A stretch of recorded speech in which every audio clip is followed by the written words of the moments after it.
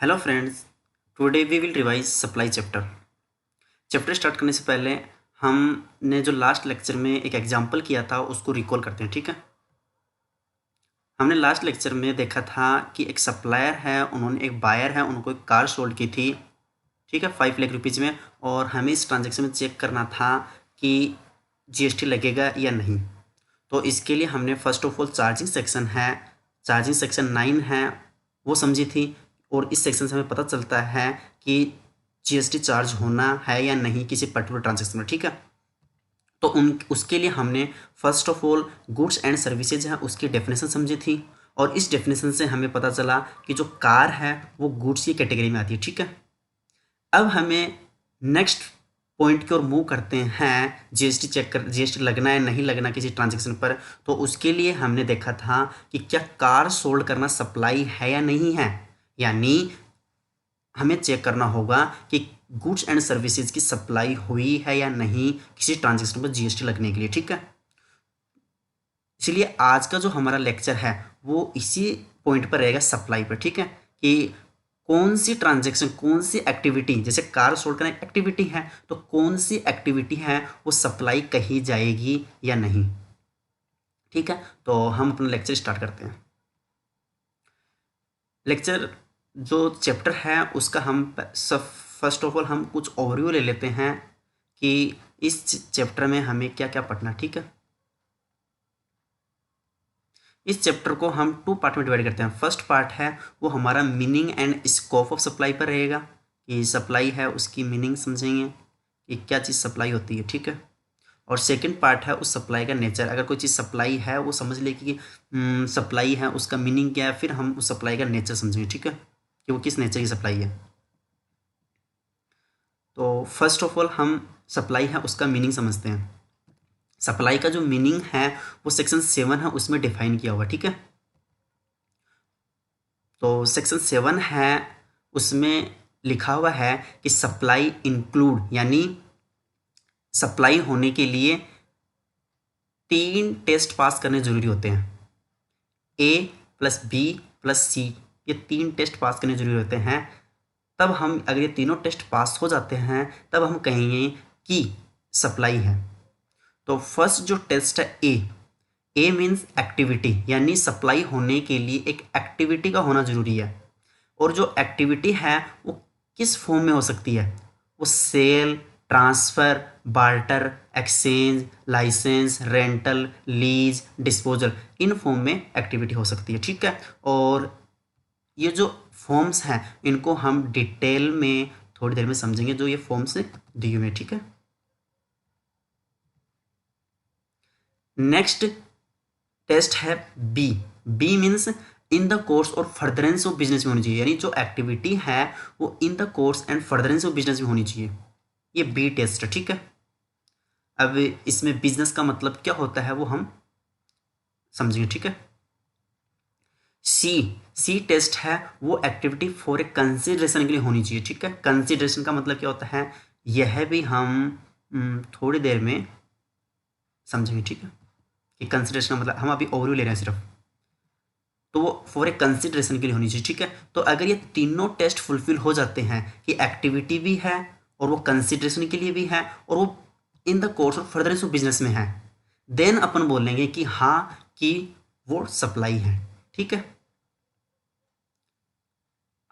अब हम यहाँ तक का जो हमने समझा है उसको हम अपने जो एग्जाम्पल किया था उसमें रखते हैं। अपने एग्जाम्पल में एक सेलर था, उन्होंने बायर को एक कार सोल्ड की थी 5 लाख रुपीज़ में। अब बताइए कि क्या यहाँ पर एक्टिविटी है, हाँ सेल करना, सेल है, यहाँ पर एक्टिविटी है, ठीक है।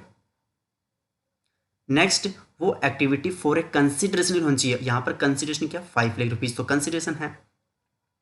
थर्ड जो टेस्ट था कि वो in the course of furtherance of business में होनी चाहिए। तो यानी यहाँ पर जो सेलर है, अगर जैसे कि अगर आपने कार सोल्ड की है और आपका बिजनेस नहीं है कार सोल्ड करना, देन अपन बोलेंगे कि जो लास्ट टेस्ट है इन the course of furtherance of business है वो नहीं फुलफिल हुआ और ये सप्लाई नहीं है। लेकिन अगर ये कार डीलर हो और इसका काम ही कार परचेज करना, सेल करना हो, देन वो जो ट्रांजेक्शन, जो कार सोल्ड करना है जो कंसिडरेशन 5 लाख रुपीज़ है, और third test in the course of furtherance of business. ठीक है, तो तीनों टेस्ट फुलफिल होते हैं और ये सप्लाई कही जाएगी। ठीक है, अब जो कंसिडरेशन हमने पढ़ा था कि वो एक्टिविटी फॉर ए कंसिडरेशन के लिए होनी चाहिए। अब ये जो कंसिडरेशन है उसकी एक एक्सेप्शन दी हुई है, यानी एक्सेप्शन का मतलब कि जो ये टेस्ट है कंसिडरेशन वाला, अगर ये फुलफिल नहीं भी हो, यानी विदाउट कंसिडरेशन हो, देन ऑल्सो हम कहेंगे कि वो सप्लाई है। यानी अगर वो एक्टिविटी है और इन the course and furtherance of business में है, लेकिन जो सी टेस्ट है कंसिडरेशन वाला ये फुलफिल नहीं हो रहा,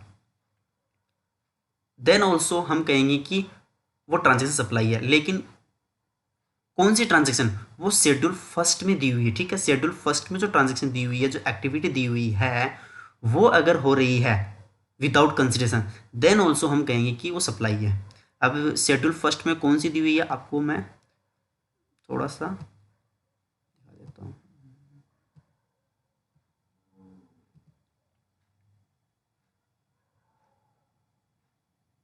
ये शेड्यूल फर्स्ट में दी हुई है कि जो शेड्यूल फर्स्ट में जो एक्टिविटी है कि रिलेटेड पर्सन और डिस्टिंक्ट पर्सन है, इनके बीच में सप्लाई होती है। ठीक है, और इससे ही परमानेंट ट्रांसफ़र या डिस्पोजल ऑफ बिजनेस असेट्स हैं। यानी ये जो ट्रांजेक्शन होती है इनका शॉर्टकट है, जो याद करने का तरीका है वो आरबीआई की एजेंसी। आर का मतलब रिलेटेड पर्सन है, उनके बीच में ट्रांजेक्शन होती है। पी का मतलब बिजनेस असेट्स है, उसका परमानेंट ट्रांसफर होता है। आई का मतलब कि जो इम्पोर्ट ऑफ सर्विस है उनका, और ए का मतलब एजेंसी सर्विस है। ठीक है, तो ये जो ट्रांजेक्शन होती हैं तो हम बोलेंगे कि विदाउट कंसिडरेशन है, तब भी ये सप्लाई की कैटेगरी में आएगी। नेक्स्ट जो इन the course of furtherance of business में होनी चाहिए, उसका भी एक एक्सेप्शन है। यानी कि अगर कोई ट्रांजेक्शन, अगर कोई एक्टिविटी है, अगर एक्टिविटी है वो फॉर ए कंसिडरेशन के लिए है, लेकिन वो in the course of furtherance of business में नहीं है, तब भी हम उसको सप्लाई बोलेंगे। कौन सी? Import of service. ठीक है,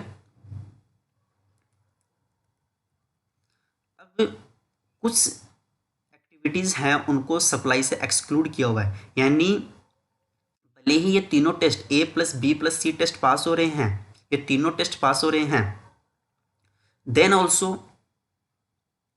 उनको सप्लाई है उनसे एक्सक्लूड किया हुआ है। जो सेक्शन 7(2) है, सेक्शन 7 सबसेक्शन 2 में डिफाइन है। ठीक है, अब ऐसी कौन कौन सी है?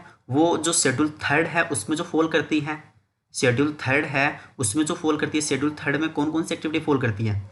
शेड्यूल थर्ड में जो एक्टिविटी फॉल करती है, शेड्यूल थर्ड में जो एक्टिविटी फॉल करती है, एम्प्लॉई है, मॉर्चरी है, एक्शनेबल क्लेम्स है, गवर्नमेंट है, इमूवेबल प्रॉपर्टी है, कोर्ट है, ये शेड्यूल थर्ड है उसमें फॉल करती है। इसकी शॉर्टकट है ई मैजिक। ठीक है, तो ये जो डिफाइन की हुई वो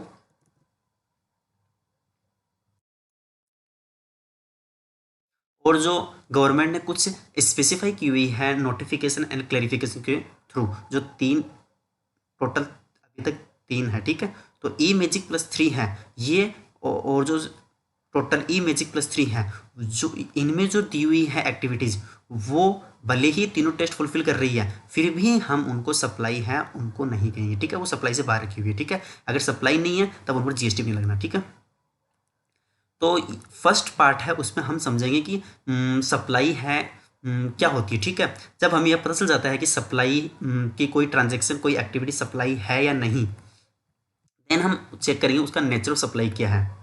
ठीक है, तो नेचर ऑफ सप्लाई चेक करने के लिए इसके 2 पार्ट है। फर्स्ट पार्ट है उसमें शेड्यूल 2 दिया हुआ है। ठीक है, शेड्यूल 2 जो सेक्शन 7 सबसेक्शन 1 क्लोज ए है, उसमें जो लिखा हुआ है कि शेड्यूल 2 में जो एक्टिविटीज़ हैं उसमें या तो वो सप्लाई ऑफ गुड्स होगी या सप्लाई ऑफ सर्विसेज होगी। ठीक है, अब आप कहोगे कि सप्लाई ऑफ गुड्स या सर्विसेज, तो हमें यहाँ ही पता चल जाता है कि जब हमने गुड्स एंड सर्विसेज की जो फर्स्ट पॉइंट किया था जिसे चेक करने के लिए गुड्स एंड सर्विसेज की, वहीं पता चल जाता है कि गुड्स एंड सर्विसेज डेफिनेशन के थ्रू कि कौन चीज़ गुड्स होती है, कौन चीज़ सर्विसेज होती है। तब यहाँ पर जो शेड्यूल 2 है उसमें अलग से क्या लिखा हुआ है, यहाँ पर वो चीज़ें लिखी हुई हैं जैसे कि कुछ ट्रांजेक्शन ऐसी होती है जिसमें गुड्स एंड सर्विसेज दोनों का इन्वॉल्वमेंट रहता है। तब गवर्नमेंट क्या किया है, गवर्नमेंट ने क्या किया कि उनको या तो उनमें गुड्स को रखा है या उनमें सर्विस को रखा है, ताकि रेट है वो इजीली उस पर अप्लाई की जा सके, ठीक है। तो या तो वो गुड्स होगी या वो सर्विसेज होगी, वो शेड्यूल 2 में दी हुई, ठीक है। और अगर सीधा अगर गुड्स और सर्विस की डेफिनेशन पता चलता है तो वो वहाँ से पता चल जाएगा, ठीक है। और सेकंड पार्ट है उसमें हम सेक्शन 8 करेंगे। सेक्शन 8 है उसमें कंपोजिट और मिक्स सप्लाई दी हुई है, और ये दोनों चीज़ें वो रेट आइडेंटिफाई करने के लिए अप्लाई होती है कि जीएसटी कौन सी रेट से लगेगा, ठीक है। सेकंड पार्ट में ये करेंगे। तो ये हमारा जीएस जो सप्लाई चैप्टर उसका ओवरव्यू है, और ठीक है।